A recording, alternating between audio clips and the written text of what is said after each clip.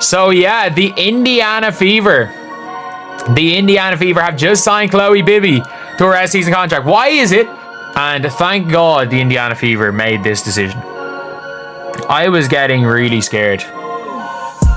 I was getting really scared that the Fever just weren't going to sign her.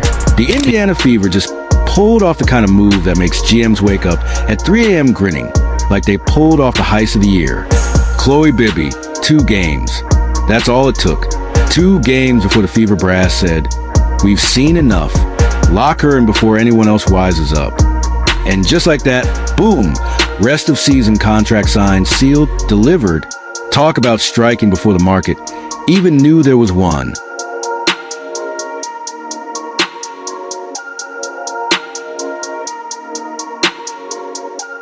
And delivered. And then Chloe Bibby, that stretch 4 that they've been missing, who was just signed for the rest of the season.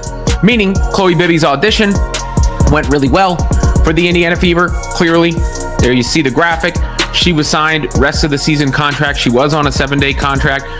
She has produced in limited minutes for the team. I mean, playing her role, 24 minutes, 18 points in the 24 minutes, 4 of 8 from beyond the arc. She does not hesitate to shoot the ball. This isn't your typical let's wait and see approach.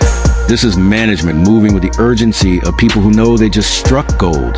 The 27-year-old Australian forward walked in on a 7-day hardship contract like it was a community theater audition and walked out with starring role in the biggest basketball production Indiana's seen in years.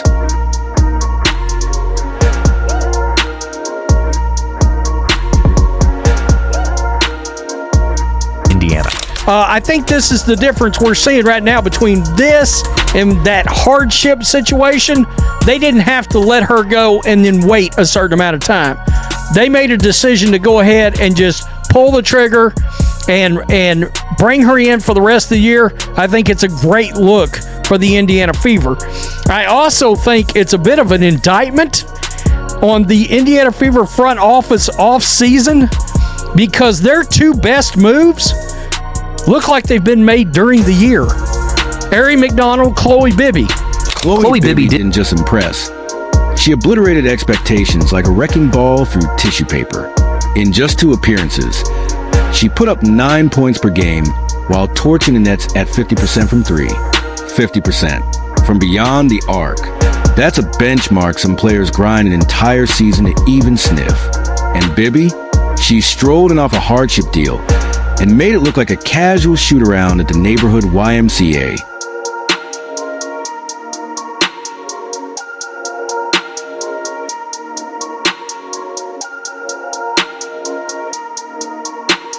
MCA. And honestly, it was a no-brainer. It's a no-brainer to get her in, man, because my favorite type of players, honestly, my favorite type of players are the 3-and-D players, man. They are so essential to championship teams, to great defenses, to punishing players on turnovers. Those 3-and-D type of players, yeah, those are the main ones that can help you with that. And honestly, it was the easiest decision the Fever front office has made all year. Chloe Bibby checks the box on the most valuable archetype in modern basketball, the 3-and-D player, the kind of glue piece every contender drools over, spacing the floor on one end, locking down on the other, and punishing mistakes in transition. Her debut against the Chicago Sky, 8 points in just 11 minutes, a teaser trailer. But the sequel, against the Phoenix Mercury, Bibby dropped 10 points in 13 minutes, drilling 2 threes that she was playing. Finally played a fast-paced game. They have Bibby on the team, which honestly makes a big difference in spacing out the floor. Chloe Bibby went in and she did what they brought her to do. She immediately took a pull-up 3, and later on she spot up, sunk a 3.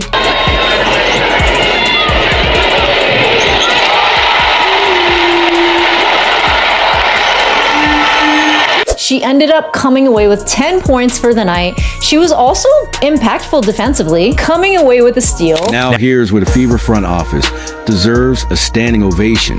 This wasn't just about a couple hot shooting nights. It was strategic roster engineering. Indiana didn't look at Chloe Bibby and say, solid role player. They looked at her and saw the missing puzzle piece. At 6 feet 2 inches with range, she gave them something they've been starving for, a true stretch four. Someone who forces defenses to pick their poison. Leave her open and she'll bury you from deep. Close out hard and she'll drag your bigs away from paint. Even Coach Stephanie White couldn't hold back, practically writing her a love letter in front of the cameras. She just gives us a different look than any of our other post players. With Bibby, she's a stretch four and she's a shooter. We haven't had that. Translation? Bibby isn't just a short-term spark. She's a long-term weapon. Exactly the kind of chess move that separates teams chasing the playoffs from teams building for championships. Wanting to take this further and frame it as how Bibby's arrival changes Caitlin Clark's game and unlocks the Fever offense, that angle could hit even harder.